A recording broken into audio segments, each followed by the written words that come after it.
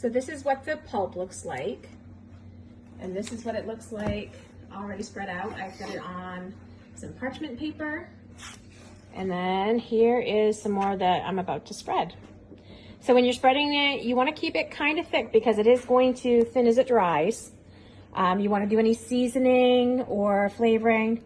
I did add a little bit of juice that was left over to it, so it would have a little extra sweetness.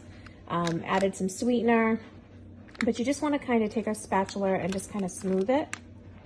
You want it to be, I like to keep it like a 1/2 inch thick to a 1/4 inch thick, depending.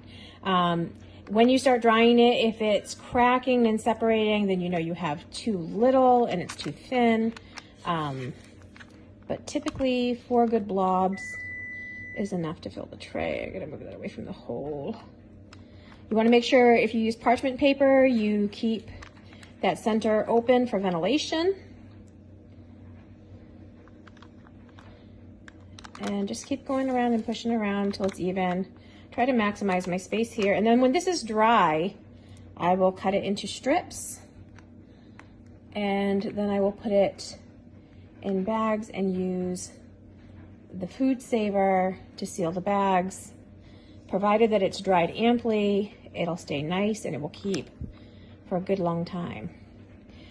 You can add some lemon juice or citric acid to preserve the color.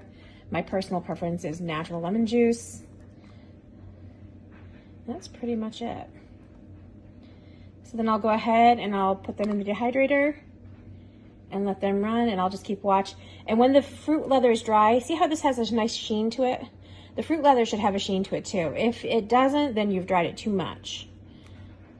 All right, so there you go.